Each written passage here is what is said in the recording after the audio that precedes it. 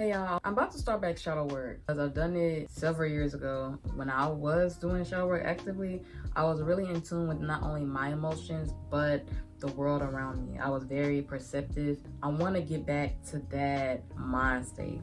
That mental, like, I just feel like I was so in tune, right? I was doing a lot of shadow work, so I was really being reflective on my own actions, and in turn, I could understand that a lot of other people are often projecting when they do certain things, and that a lot of times their decisions doesn't necessarily have anything to do with me, but instead how they feel about themselves and how they feel about the world. Because people feel like when you can understand where somebody's coming from and why they made the decisions that they made, whether you agree with it or not, they're not saying that you have to agree with what they're doing. They're saying that I can see where you're coming from and I understand why you made those decisions. Now it's my choice and my decision if I want to continue to be in relationship with you or not, right? I can understand where you're coming from completely. That don't mean I want to continue to be in relationship with you because I don't agree with why you're doing it, how you're moving, and the decisions you're making. I just don't want to be a part of that whole process, even though I understand why you got to that conclusion, right? So with shadow work, I want to just get back in tune with myself. Not to say I'm out of tune, but I'm just trying to get past all the limiting beliefs I may have so I can really go for it. I'm going for it anyway, but when you have limited beliefs, it's just throwing extra stuff inside of it that don't need to be there, that don't have to be there. If you know me, you know I like to talk about manifesting a lot. I'm one of those. If you couldn't tell, I'm one of those. I love a good manifesting, which I think manifesting is a lot like the self-fulfilling prophecy. When you think something will happen, so you subconsciously start taking actions that align with that. If you think you're gonna fail a test, you're gonna wait till last minute to study. You're gonna be panicking. You're not really focused and honed in because you're like, I'm gonna fail anyway. I'm gonna fail. I don't know this stuff. It's too hard. So you're focusing on the part of it being too hard instead of like, well, if I study enough, then I'll get a decent grade. I might not get an A, but I ain't gonna fail. If you're determined to get an A, you're going to make sure you're listening to every lecture, make sure you're studying every day, make sure that you know the material. You're going to be more focused on taking the actions of learning the material versus taking the actions of being in a panic mode. But a lot of times when you have limited beliefs that will come up and will be addressed during shadow work, you'll be able to manage those feelings a little bit better, a little bit more consciously. So I'm doing shadow work again. The shadow work prompts I did today was, what triggers jealousy in me and why do I think that is? When you do shadow work, the key is to get the prompt, look at the prompt, answer the prompt, and then when you think you have to answer, keep writing, like keep going, because you always want to stop right before you get that point of understanding, because like, oh, this is the reason, that's it, now what? Like, no. Keep going further and try to really explain. Think about the last time you experienced that emotion and what did it bring up in you. So for this one, I was like, what triggers jealousy in me? And I wrote basically, because I feel like I don't feel jealousy that often, but I've kind of realized, and even as I wrote this, it kind of reiterated what I already kind of knew, is that I feel jealousy or envy when I see somebody who has aspects of my identity experiencing something that I want to experience. So if you hear me talk about having a loft a lot, if I see somebody, the thing is, it have to be directly in line with what I want. If you just have a loft, I'm not gonna care. Unless you like a young black girl, you being a creative, and also you have it decorated exactly how I want. So to me, that's just signifying I want that and it exists. Why don't I have that now? Usually when all my needs are met, like, I'm not already irritated. If I'm irritated, everything is just gonna make it worse. So seeing somebody with someone it's like, dog, why don't I have that yet? And I don't know if it's necessarily at the person, but it's just like, why am I not doing that? Why don't I have that? Like, what's the disconnect? So I just feel frustration. And it's only with people who are close to my identity. If it's just anybody with like a loft or a successful art career, I'm like, oh, okay. But if it's somebody that looks like me, so a young black girl who kind of makes the art that is in line with the stuff I make, I'm just like, why am I not there yet? What am I not doing? It can shift to jealousy or envy if I'm already in a type of irritable mood. I'm just like, girl, you're just not doing something right. Cause look, somebody got it. With that being said, a lot of times when I experience the feeling of wanting what somebody else has, which is, I'll say, romantic relationships is not something I really get envious about a lot. And maybe because a lot of ones that you see online, I always know that there's more. Everything that you see, there's always more to the story. So whether that's somebody being successful, whether that's somebody being able to go on vacation all the time, whether that's somebody having a relationship that you want, you never know what's going on behind the scenes and either how hard they're working to get to that or what they've been through to be to that point. With romantic relationships, I never really get jealous of them because I don't know what y'all be going through day to day. It could look cute right here, but that's what you decided to share. I don't know what y'all done did to each other. I don't know what y'all do behind closed doors. And that don't have nothing to do with me because it's not my business. But that's not something I'm gonna really be jealous of because that's your connection to another person. That don't really have nothing to do with me. With that being said, so when something like somebody having the exact apartment that I want or having the career opportunities I would have went for or that I go for and I didn't get, that will be something that will more so trigger jealousy inside of me. It'll be like the point that you are in your career or your life that I feel like that's where I want to be, but I'm just not there yet. That could trigger some jealousy or some envy. Usually I don't really, like I said before, I don't really experience it that much because I'll shift into, if I see something I want, if you see something you want that somebody else have, you can shift into jealousy because I want that and why don't I have it? I deserve that. Why do they get to have it? Or you can shift into, like, for me, usually I'll be inspired like, man, if that exists for them, it can also exist for me. I'm being shown that it exists somewhere where I can reach it. Like, it's not unattainable. It's not too far-fetched. And I think that's what typically is showing me. Somebody with your identity and exactly what you're doing, that's achievable. With ease. Like, you could get that. Somebody like you got it. Look. When I'm in a good mindset, I can see that clearly, like, oh, that's showing me that I'm on my way because it got room over there. They just doing it. I feel jealousy when I see someone else who reminds me of myself having the things that I want. Success in their art or creative careers, loft apartments, continuous travels, and exciting projects. I feel envy more towards those who share my aspects of identity because in some ways it seems to remind me that I must be doing something wrong. Because why aren't I where I want to be in the same way? I feel envy because it seems that the efforts I'm putting forth are simply not enough. I'll feel jealousy mostly when my needs are not met and I'm already irritable. Usually, I think I can quickly shift into excitement, that I can also achieve it, and that my desires are not far-fetched. That whatever I see is naturally getting closer to me. But if I'm already frustrated with how things are going, then seeing someone live how I want to live feeds that frustration. Instead of the excitement and inspiration I usually feel, my feelings of doubt and uncertainty flare up and become inflamed. That's why I'm finding it so important to protect and soothe my nervous system, keeping my mental calm so I can stay on track and work towards the goals I have for myself. Panic for me can lead to avoidance. And avoidance just prolongs the things I want to experience. The people I feel envy towards are really just physical indicators of what I want and where I want to be, showing me the diversity of the ways I can show up. So rise to the occasion. I am chosen. My desires desire me. That's why they visit me continuously. Fear is just making what you want to experience take longer, because in some ways you're actively pushing it away. That was my journaling prompt for the day. With shadow work, you kind of want to space it out. You can't do it every day, and that's going to get you on a fast track to understanding yourself. With that being said, some people's shadows are a bit more intricate and a bit more deeper and heavier than others. Everybody's shadows is going to be different, and we can all have a level to how deep they can go.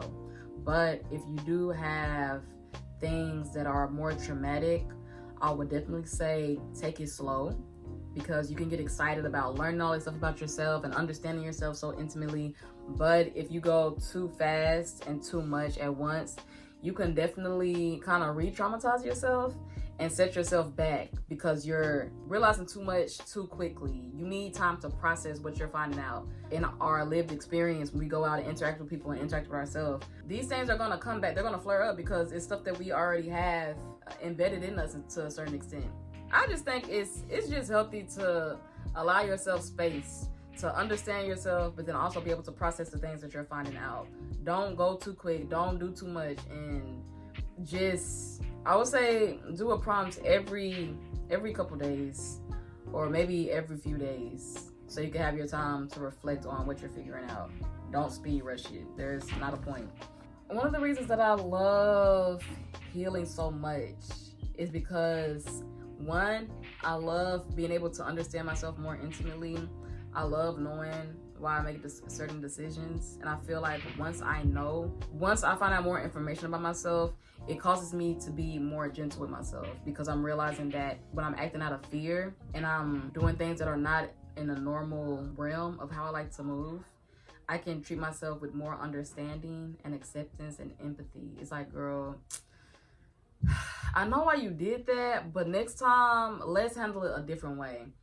When I do shadow work, or when I start understanding myself more, I can move and be aware to be gentle. When you don't know why you crashing out, or why you acting all crazy, and why you just doing anything, it can be harder to really empathize with yourself. When you don't know why you're doing certain things, you can have a tendency to move more reactionary,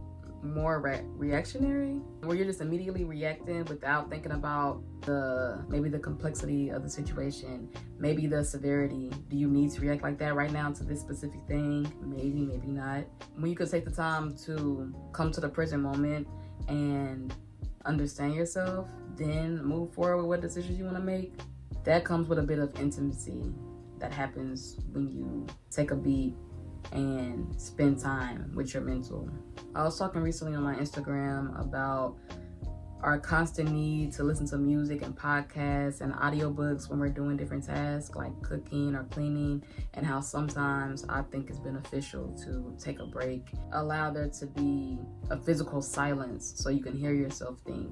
I was inspired to even talk about that because I think I was trying to make a matcha, but I'm holding my phone in one hand and trying to make the matcha in the other hand. You see how you're not really giving your full attention to what you're doing, but also it's kind of sloppy and messy because you're not controlling everything. Like, you're not really, because you're not in the present moment of fixing yourself a matcha in this case, or cooking. You're distracted by not only your phone, but you're not even doing this to the best of your ability because you're not giving it undivided attention. Say you're not on your phone, you're just playing music. You're playing music, but then also cooking. That's not a bad thing. I love doing that. But every single time, and then when you're not cooking or playing music, you on your phone scrolling while you're eating. You're never giving yourself a mental break without outside stimulation. And I feel like, I was like, dang, let me take a break from needing outside noise all the time. Like, let me just see what I gotta say. Do I have anything to say right now? Your mind, your subconscious, your higher self, whatever you think, is always trying to communicate with you. It's just up to you if you're going to give it the space for you to listen. If you're always listening to music and distracting yourself with an outside source, then it can be difficult to hear it clearly and directly. Now, spirit, higher self can speak through music, can speak to other people, all that type of stuff. Sometimes I think it's nice to hear it from your own mind and like receive, they call it downloads, where it's like kind of you just getting information straight from the source. I feel like having some silence around you can help that happen clearly if you let it, right? I love self-healing because I get to know myself more intimately, but sometimes it can shift into obsession when you're panicking about the healing and you feel like you don't deserve nothing until your healing is complete. Do I feel like I deserve stuff now? Yes. I'm not gonna wait till I'm completely healed before I feel like, okay, you can get this now, girl. No, I feel like I could get some stuff right now and I'll be okay. The only part with healing is that you can accept stuff without questioning it so much, without being hesitant about it. Healing is beneficial for you because it allows you to enjoy your life more immediately. You don't have to go through the filters of, do I even deserve this? Am I even worth this? I need to know more. You don't necessarily need to know more. Sometimes you're ready right now, but if you don't believe you are, it's going to be harder for you to go through the process of getting what you want. I also feel like when you start the process of healing yourself, which is a lifelong thing, there's always going to be something to heal from, dog. Even if it's childhood stuff, it's going to flare up in ways that you don't even expect, right? Your relationship with your parents, usually that comes up in your romantic relationships. So you have a lot of avoiding people, you have a lot of anxious people, you have a lot of attachment styles that aren't the healthiest, because you're usually responding to how your parents raised you as a child. If they didn't give you attention, if they gave you too much, that shows up in your romantic relationships, because usually that's the closest relationships we have. Because your parents are supposed to take care of you and raise you and make sure that you're safe and well fed and all that type of stuff. So if they was a bit neglectful, if you're learning what love is and what love means, and your source wasn't reliable, when you grow up and you're looking for a different type of love, in this case romantic, and that's going to be always framed as the most important love you're going to get in your life because you're supposed to marry that person and be together for the rest of your years, you're going to be looking for what your parents gave you, because in your subconscious, this is what love is, this is what love means. It being neglectful, you're going to look for that same type of neglection in a partner, because that's what you think love represents to you. So it's not the healthiest way to go about it.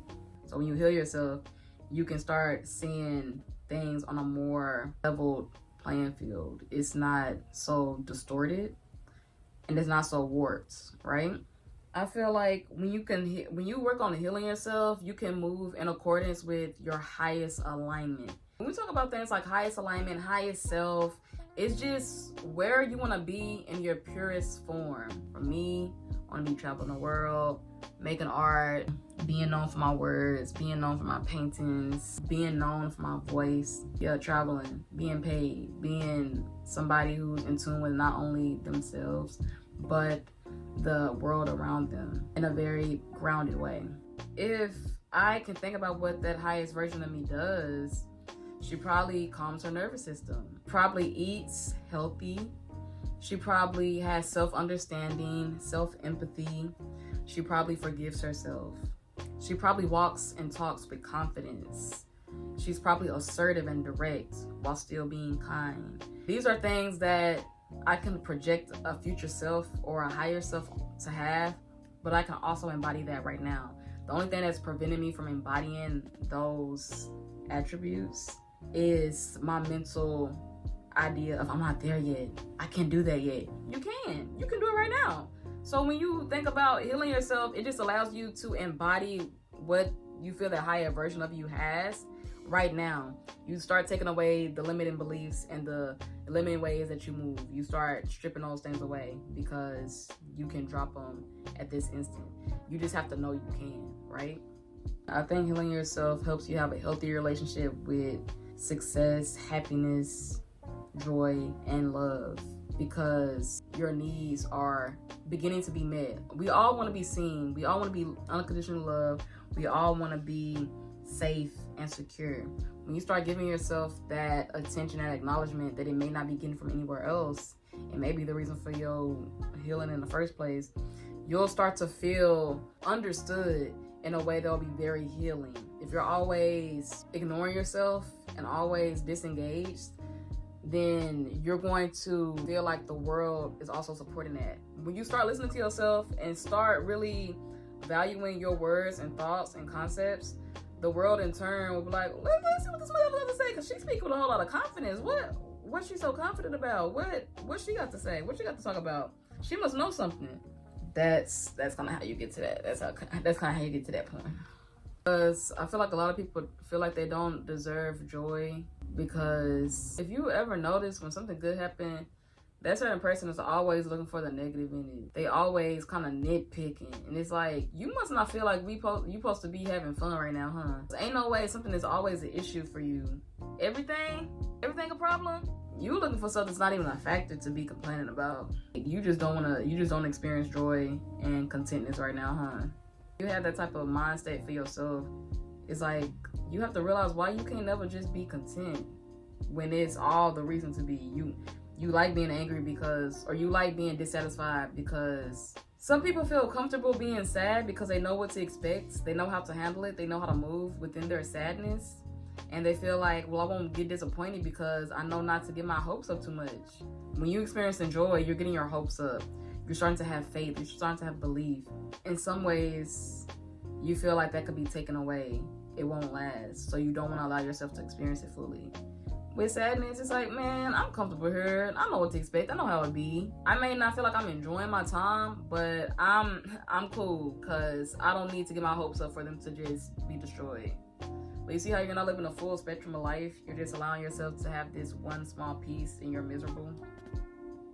Healing yourself help you start shifting out of that a little bit. Of course, we still gonna experience some sadness. We're gonna be disappointed, but we can still allow ourselves to experience a full spectrum of our emotions and not just get stuck in the mud of despair. One of the things I'm trying to remember for myself is that the best thing I can do for others is one of the things I'm trying to remember the most is that the best thing I can do for others is to focus on myself. I can have issues focusing on myself because I want to make sure that other people are straight, but you helping yourself is going to be the best help you could do to anybody else.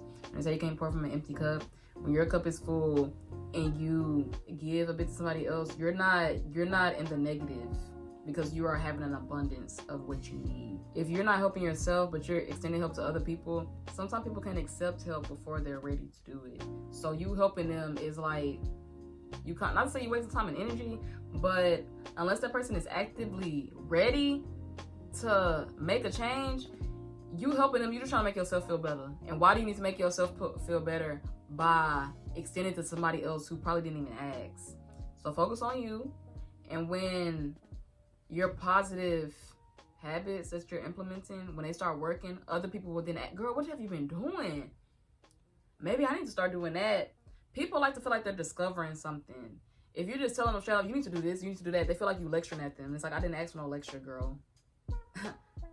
I'm cool. I know what I'm doing. I know what I'm doing. And if I don't, this is my life. I'm gonna do it how I want to do it. They don't like when you lecturing them, so stop. Just focus on you. And when that junk start working, that's when you can say, well, this is what I be doing. It worked for me. And they can decide because they feel like they discovered something. It's like, oh, such and such be doing this, and I think I'm gonna start because it looks like it's working for her. They want to give themselves to that conclusion. They don't want nobody lecturing them and teaching them. No, so don't waste your time. Don't waste your energy. Now, if you feel like you at a stable point in life and somebody you really love is asking for help, extend it. If you feel like, extend it and pull them up. But offering it without them asking and then getting mad when they don't accept it, that's their human right to accept help or not. So give them that right and just live the best you can live. And when they ask for help, then be ready to lend an offering hand. But other than that, people, sometimes they just not ready to be helped. So you gotta do what you gonna do. Sometimes we want to help others because we want to feel better about ourselves. You feel like you're a good person because you help somebody else. And you can also feel like a good person for helping you. Because other people got to be around you. If you insufferable, like, oh, I ain't even trying to be in the same waiting line as this person. They too much. So you helping yourself is helping others. Please trust me, because it's been some people that I've been in a waiting line with, and I'm just like, oh my gosh, this person can't relax. They doing too much. Too much complaining. It's too much complaining. It's too much complaining. Shadow work as a means to understand yourself and your thought processes and your decisions. I already kind of mentioned this, but for me, shadow work gave me so much clarity on myself and gave me so much insight that I felt like I was reading my own mind before I did some stuff. And I was able to interact with people more, I don't know if I would say more sincerely, but more almost openly. When I was interacting with people, it wasn't so much inside of my own head, but more so in the present moment. When you have a lot of stuff that's coming up in your mind, again, these are like filters that are stacking in front of each other that you're seeing the world through. So if you're never addressing that you even have filters in the first place, that is what your reality is going to consist of. There are filters put up based on the core beliefs you have. You're going to realize that that's how you're seeing the world. So that's affecting your personal reality. If you feel like you're not worthy of love, that's one filter. If you feel like you have to be skinnier to be accepted, that's another filter. If you feel like your art is not good enough because you didn't go to art school, that's another filter. So anytime you're interacting with anybody else, you are going through all these lenses. So somebody can give you a genuine compliment, but if you're going through, my art will never be good enough because I didn't go to art school, you're not going to accept that compliment. You're going to be like, oh, I mean, it's okay, but it could be better. You see how you just kind of ruined that interaction by just being so sorely insecure, when in that case you didn't have to be somebody giving you a literal compliment, but you can't accept it because you're seeing that compliment through you not being good enough. But when you start when your shadow work, when you start understanding yourself, you understand that it's not even that I think my work is not good. It's that I'm listening to somebody who said something when I was a child, and that word has stuck with me throughout all of these years. I can let that go now because I know that's not even my belief that I made up. That's something I got from somewhere else. Even with beliefs that you did make up, and they may not be really close to truth. It's just an insecurity that you have that you're holding on too tight. I feel like through your shadow work, you're gonna be able to unravel some of those beliefs and get closer to an ultimate truth that doesn't have to be based in fear and lack and scarcity. So I'm starting back shadow work. I am excited to know myself more intimately again. I am excited to connect with myself in this way because I feel like shadow work is just that connection with your shadow side, the side that may be more, it's just like the subconscious side of you, because it's not necessarily in the forefront as we typically think of things. It's almost woven into your interactions, your thought processes, but it can be managed and with attention. When you shine a light on it, you can see where stuff is coming from and then decide from there how to move forward consciously without your fear-based beliefs taking hold every single time. Yeah, with that being said, I just want to share that I'm shadow working again, and that I'm excited, and that I think you should do some shadow work too. Have you ever tried it? I feel like the people that follow me probably have tried shadow work. If not, I'm sure that y'all heard about it. So if you ever tried it, let me know what your experiences was. And if you're thinking about trying it, let me know why. With that being said, I'll see y'all in the next video. Bye.